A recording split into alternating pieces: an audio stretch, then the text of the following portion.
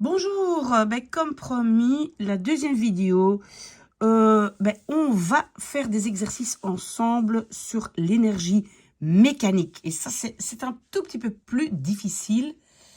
Pourquoi? Parce que nous avions vu, et donc j'avais dit ici, vous avez la feuille avec les formules, et donc l'énergie mécanique est l'énergie potentielle plus l'énergie cinétique, mais parfois c'est un peu difficile de déterminer est-ce qu'il y a vraiment l'énergie potentielle ou cinétique.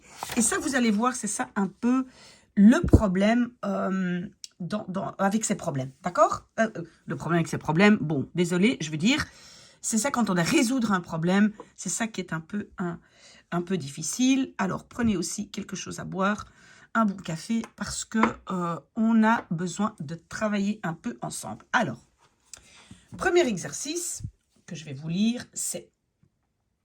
Et donc, je vais analyser avec vous, ensemble, comment on va entamer le calcul.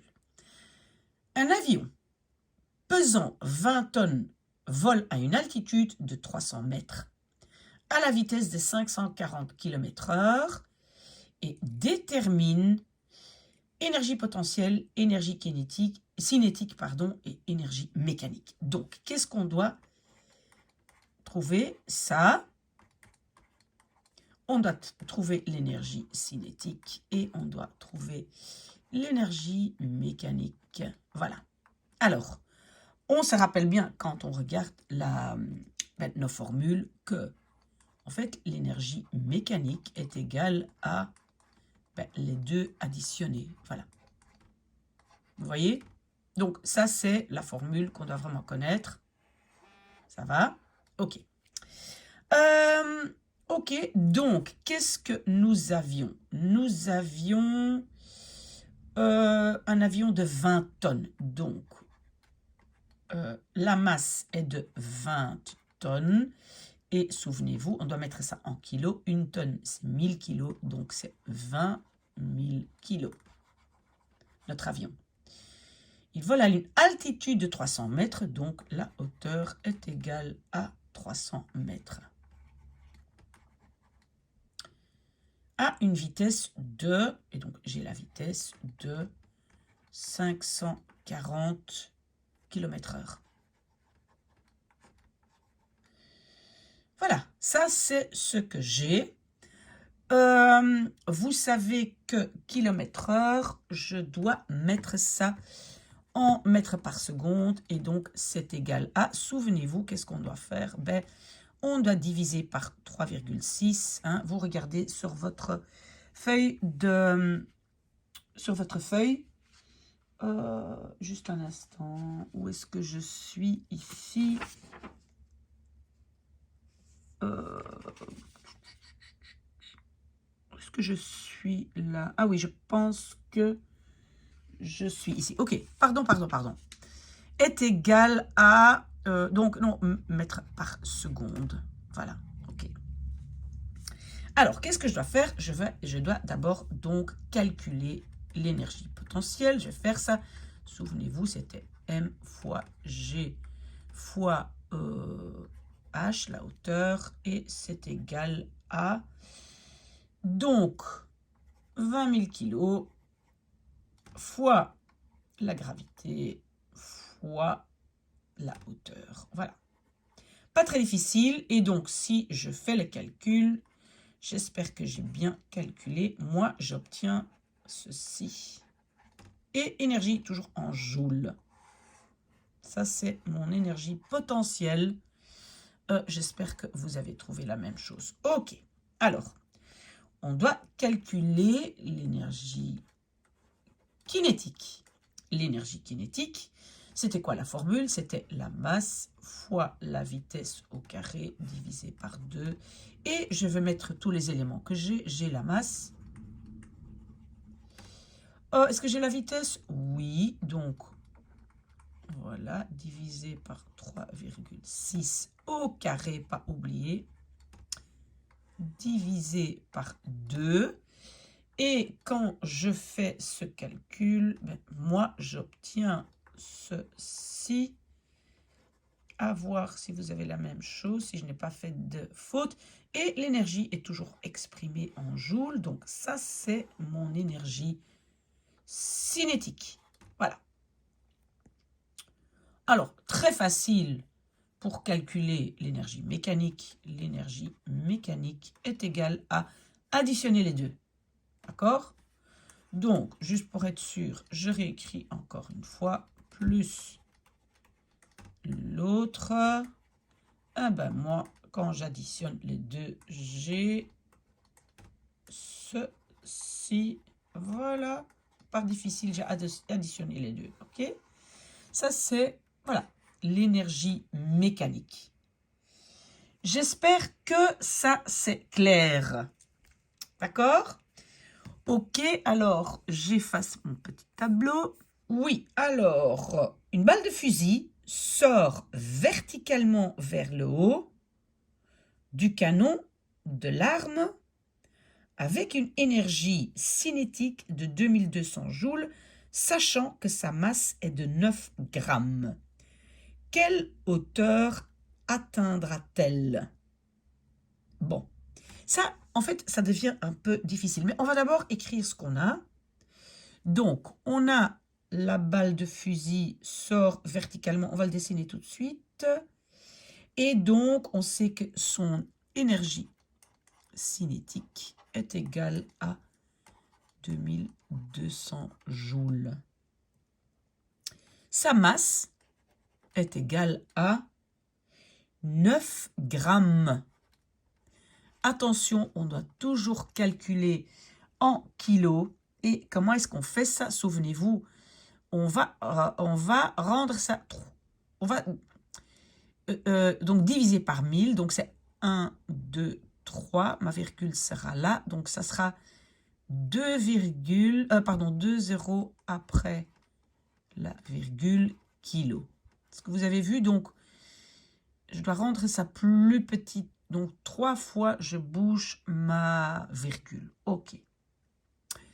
J'ai ça. Est-ce que j'ai autre chose? Non. Qu'est-ce qu'on demande? La hauteur.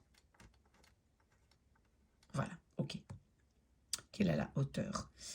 Et donc, de nouveau, je vais devoir travailler avec l'énergie mécanique, qui est l'énergie potentielle plus l'énergie cinétique.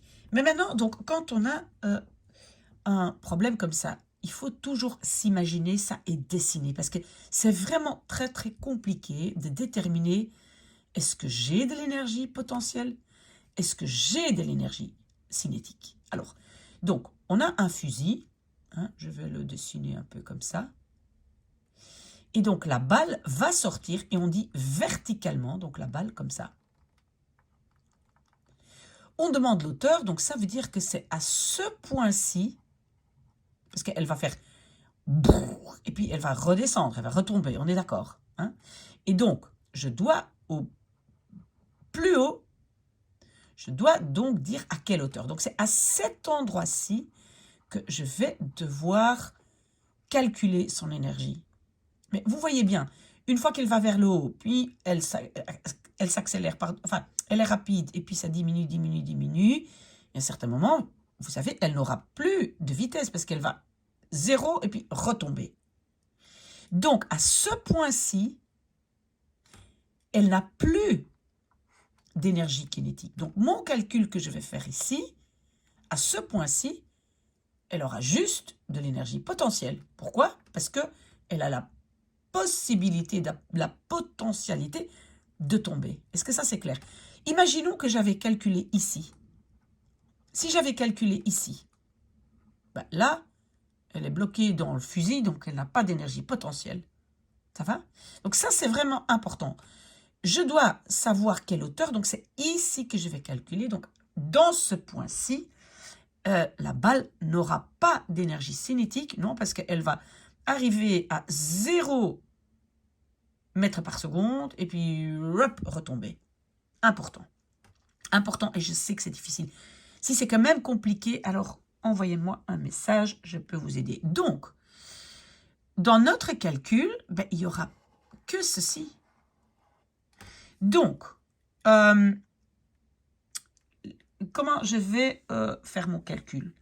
Ben, comme je n'ai que de l'énergie potentielle, ben, je vais calculer l'énergie potentielle qui est M fois G fois la hauteur. D'accord? Et en fait, non, j'ai pas bien commencé. En fait, ce que je devrais dire, c'est comme ça.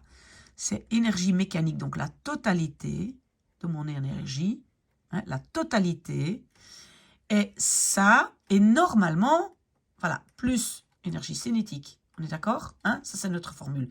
Mais donc, ça n'existe pas parce que ma vitesse est 0 là, au-dessus. Ok, donc, l'énergie qu'on m'a donnée, c'est 2200 joules. Et donc, est égal à l'énergie potentielle. Ça, je peux calculer par la masse fois la gravité fois la hauteur que je n'ai pas, que je dois trouver. Voilà. Donc, important, important. Peut-être en ayant fait encore quelques exercices après, ça va devenir clair, mais c'est pas évident de voir qu'il n'y a pas d'énergie cinétique ici. On va voir ça avec d'autres exercices. Donc ici, le calcul est facile. Donc, oula. Oh là là, non, non, non, pas bien. Voilà, ça c'est un 2. Est égal, je fais ça fois 10. Donc, fois H. Et donc, ça va aller en dessous. Donc, ça va faire 2200 divisé par, voilà, est égal à la hauteur. Et est-ce que j'ai déjà fait les calculs? Oui, j'ai fait les calculs. Et moi, j'ai trouvé que la hauteur est égale à 24 444,44 mètres. Je ne sais pas si vous devez mettre après la virgule, mais c'est ce que moi j'ai trouvé. Et si vous avez trouvé autre chose, vous me le dites. Ok, donc c'était pas si facile que ça. Nous allons maintenant, je vais effacer, et nous allons maintenant à l'exercice 3. À quelle vitesse le perchiste Renaud Lavillenie touche-t-il le sol à la suite de son saut à la perche à une hauteur de 6,16 m, c'est le record du monde, sachant qu'il a une masse de 76 kg. Ok. Donc, on va d'abord noter ce qu'on a. Donc, qu'est-ce qu'on doit trouver? Quelle vitesse au sol? Donc, V, je vais mettre au sol, hein, parce que c'est pas toujours la même. Hein. Sa vitesse n'est pas tout le temps la même quand il saute. Hein. La vitesse au sol est égale à, voilà. Qu'est-ce que nous avons d'autre?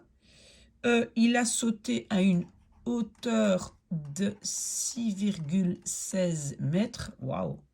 Ok. Et sachant qu'il a une masse, donc sa masse est égale à 76 kg.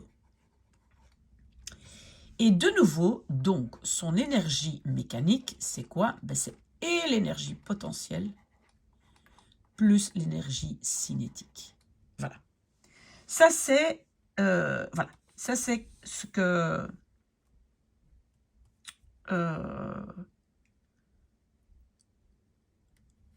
c'est ce qu'on doit calculer.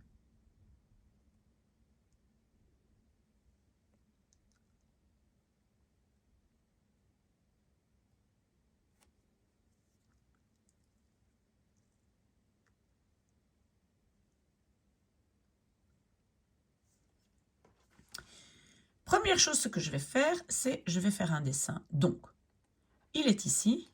Oula. Il est ici. Il va aller jusque là. Oula, pas bien. Donc, il va être ici en haut. Et après, il va tomber. D'accord. Donc, ici en haut, il va avoir une énergie potentielle. D'accord? Donc, ici, en haut, son énergie mécanique va être uniquement l'énergie potentielle. Parce qu'ici, au-dessus, il ne va pas avoir de vitesse. Je ne sais pas si vous savez bien comprendre ça. Mais donc, vitesse, vitesse, vitesse. Et puis, à un certain moment, ben, il arrive à 0 et il retombe. Ça, c'est vraiment quelque chose... Oh, mon Dieu. Ça, c'est quelque chose qu'il faut vraiment bien visualiser. Donc, ici, en haut, il a uniquement une vitesse... une énergie potentielle qu'on va pouvoir calculer. Et alors, ici, au sol, ici, est-ce qu'ici, il aura une énergie cinétique? Non, au sol ici. Est-ce qu'il aura ici une énergie potentielle? Non. Au sol, il n'a plus d'énergie potentielle, hein, il ne s'est pas tombé plus bas, mais par contre, il aura une vitesse et il va toucher le sol avec une certaine vitesse. D'accord? Ok. Alors, ce qu'on doit quand même savoir, c'est que, donc, l'énergie mécanique, ben, on va dire que elle est toujours la même ici, ici. Donc ici, l'énergie mécanique au-dessus va être juste l'énergie potentielle. Ici, en dessous, l'énergie mécanique va être juste l'énergie cinétique. Il va juste toucher le sol avec une vitesse, mais comme il n'est plus en hauteur, il n'a plus d'énergie potentielle. Je sais que c'est vraiment difficile à comprendre, mais on commence notre calcul en espérant que ça va rendre les choses un peu plus simples. Donc, je calcule son énergie potentielle en haut. Parce que c'est ça qui va finalement me donner mon énergie mécanique pour travailler avec ici en dessous. Sinon, j'ai trop d'inconnus. Ça va? Donc, je vais calculer ici mon énergie potentielle. Et je sais que mon énergie potentielle, ça va être mon énergie mécanique. Comme ça, j'ai déjà l'énergie mécanique pour la mettre ici dedans. Donc, l'énergie potentielle en haut est masse fois G fois hauteur. Et donc, ça va être égal à 76 kg fois ma gravité fois 6,16. Est-ce que j'ai fait le calcul? Oui, j'espère que vous obtenez la même chose. Mais moi, quand je calcule avec ma calculatrice, j'obtiens 4682 joules. OK. Mais maintenant, donc, qu'est-ce que je vais... Je vais calculer, bien sûr, l'énergie cinétique ici en dessous. Pourquoi je vais faire ça? Parce que, finalement, j'aurai besoin de la vitesse. Et la seule formule où j'ai la vitesse, ben, c'est dans l'énergie cinétique. Mais si je ne calcule que ici en dessous, ben, je ne sais pas combien est mon énergie mécanique. Et c'est pour cette raison-là que j'ai fait ce calcul ici. Vraiment, si ça, c'est pas clair, revenez vers moi. Donc, maintenant, je vais calculer mon énergie cinétique en bas. Mon énergie cinétique en bas, c'est quoi? C'est m fois la vitesse au carré divisé par 2. Et donc, c'est quoi? C'est j'ai la masse. Oui, en fait, comme mon énergie cinétique est égale à mon énergie mécanique, hein, ici, je peux remplacer ça par ce que j'avais trouvé ici. Et je pense que ça, c'est un peu difficile à visualiser. Voilà, ça. Je peux utiliser mon énergie mécanique de là pour la mettre là, parce que c'est l'énergie mécanique est la même. Ok, donc est égal à, et maintenant ma masse c'est 76, fois la vitesse au carré que je n'ai pas mais que je dois trouver, divisé par 2. Et maintenant, je n'ai plus qu'un inconnu, et donc je vais pouvoir calculer avec ça. Donc moi, je vais mettre tout de l'autre côté, donc ça, ben, ça va être en dessous. Le 2, il va aller vers le dessus, donc moi, je vais avoir ce calcul-ci. Le 2 au-dessus et le 76 en dessous est égal à ma vitesse au carré. Moi, j'ai fait le calcul et j'ai obtenu que ça, c'est égal à 123. J'espère que vous avez la même chose. Et donc, qu'est-ce que j'ai fait? Ben, j'ai tiré la racine carrée.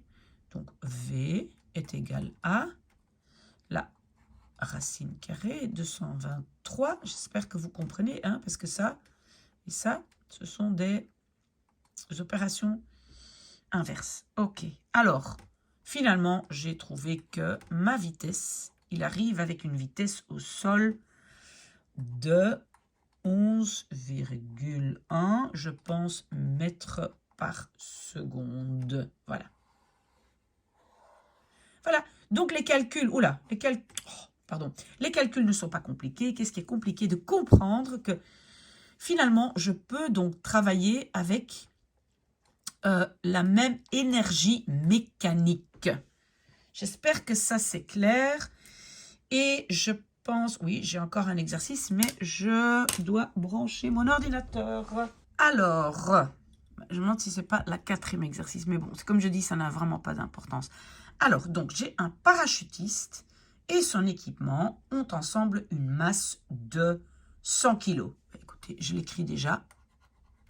Comme ça, je ne dois pas relire après 100 kg. Lorsqu'il se trouve à une altitude de 400 mètres, il possède une énergie mécanique de 491 300 joules. Que vaut alors sa vitesse exprimée en km/h? Donc, V en km/h est égal à on ne sait pas. Voilà, donc il est en altitude. Donc, vous voyez bien que là, en altitude, il a et une énergie potentielle et une énergie cinétique. Donc, on a les deux. Facile parce que nous allons, comme j'écris ici, hein, donc son énergie mécanique, et là les deux, il a son énergie potentielle et son énergie cinétique parce qu'il est en haut et il a une vitesse. OK. Alors, donc son énergie mécanique, je l'ai, donc je vais déjà tout de suite mettre ça ici dedans dans ma formule, 491 300. Est égal. Et donc maintenant, je dois donc calculer son énergie potentielle plus son énergie cinétique. Voilà. OK. Alors, qu'est-ce que je vais faire? Je vais mettre tout dedans. 491 300 est égal. La masse est 100 fois la gravité fois la hauteur plus, encore une fois, sa masse, fois sa vitesse, je ne le sais pas, divisé par 2. Vous voyez? OK, donc, j'ai ça, moi j'ai calculé ça ici, et c'est devenu 400 000. Donc, je vais mettre ça de l'autre côté. Ici, c'est plus. Donc là, ça va devenir moins. Donc, je commence ici. Voilà. Moins, les 400 000. Une fois que les 400 000 sont de l'autre côté, le 2, je peux multiplier par 2. Donc, je fais comme ça. Fois 2. Ça, je peux faire parce que tout est parti de l'autre côté. Et le 100 va aller en dessous, donc je peux diviser par 100. Si ce calcul est difficile pour vous, dites-le moi, je vous aiderai. Mais ça, c'est purement maths, hein, d'accord? OK, alors, moi, j'ai fait le calcul. Et qu'est-ce que j'ai trouvé? Ça, ici, ça m'a donné 1826 est égal à V au carré. Et donc, moi, j'ai enlevé ça et j'ai fait comme ça. Hein, vous le savez. Et j'ai trouvé que ma vitesse est égale à 42,7 mètres par seconde. OK. Donc ça c'est mon, voilà, mon résultat. Mais qu'est-ce qu'on demande? On demande en kilomètres/heure. Et souvenez-vous, j'avais mis ici sur la feuille de pour calculer, hein, vous voyez ici, j'avais mis que, vous le voyez là, je dois, pour mètres par seconde vers kilomètre/heure, je dois multiplier par 3,6. Donc, je vais ça fois ceci, et quand j'aurai ça, quand j'aurai fait ça, j'aurai kilomètre/heure. D'accord? Ok, donc qu'est-ce que je trouve? Je trouve que... Est-ce que j'ai fait le calcul moi-même? Oui. Donc, moi, j'ai trouvé que la vitesse est égale à 153,83 km/h. J'espère que c'est clair. Sinon, vous me le dites. Ça, c'est la réponse. Ok, alors... Maintenant, accrochez-vous parce que maintenant, c'est quelque chose de très compliqué. Et je vais devoir faire un petit dessin. Je ne sais plus à quel exercice je suis, donc je ne mets pas de numéro. Mais donc, nous avons, je vais d'abord tout lire. Non, je vais d'abord faire un petit dessin. C'est mieux. Et donc, on est dans les montagnes russes. Et je vais ici, sur le côté, je vais faire un dessin. Donc, voilà, c'est un peu comme un graphe. Et donc, j'ai ici mon petit chariot. Il est là. Ça, c'est le point A. Il va descendre, mais pas complètement. Il va faire comme ça et comme ça. Donc, mon petit chariot ici et mon petit chariot ici. D'accord? Ça, c'est point B. Oula. Et ça, c'est point C. Ici, mon chariot, il est à la hauteur de 80 mètres. C'est juste ce que je dis? Non. Attendez. 50 mètres. 50 mètres. Ici, je suis à 10 mètres. Et ici, je suis... Oui, bon, je ne sais pas si je dessine très très bien, mais j'espère que vous me suivez. Et là, il est à 25 mètres. Voilà. Ça, c'est mon petit dessin. Je suis dans les montagnes russes. Vous voyez? Ok. Ça, c'est important. Et encore une fois, et c'est parfois un peu difficile à comprendre, mais mon énergie mécanique est la même partout. D'accord? Mais parfois, elle comprend l'énergie cinétique, parfois l'énergie potentielle, parfois les deux. Mais l'énergie mécanique est la même partout. Et ça, c'est un peu difficile à comprendre. Mais donc, elle dit quoi? Elle dit un chariot de 900 kg. Donc, j'écris déjà, la masse est 900 kg. C'est mon petit chariot. Se déplace sur des montagnes russes. Alors, il faut déterminer trois choses. Je vais mettre A. Détermine son énergie potentielle au point A. Donc, je vais marquer en A. Alors, B, détermine son énergie cinétique en B. Et détermine sa vitesse atteinte au point C. Voilà. Ça, tout ça, je dois trouver. OK. Ça, c'est bien. Maintenant, donc, je commence par A. Donc, je dois trouver l'énergie potentielle en A et c'est égal à M fois G fois H. Ça, c'est pas difficile. Donc, moi, je trouve que l'énergie potentielle est égale à la masse, 900, G, c'est 10, la gravité, fois, et la hauteur en A, ben, c'est 50 mètres, donc 50. Voilà. Ça, c'est pas difficile, et quand moi, je fais le calcul, j'ai obtenu, et vous allez me dire si c'est correct, 450 000 joules. Énergie, c'est toujours en joules. Vous voyez, donc ça, ici, c'est ma première réponse A. Pas difficile du tout. Alors, B. B, je dois trouver l'énergie cinétique en B. Parce que vous savez que il va vers le bas. Oui, mais il a encore une vitesse. Et avec sa vitesse, il va vers le haut. D'accord? Ok. Alors,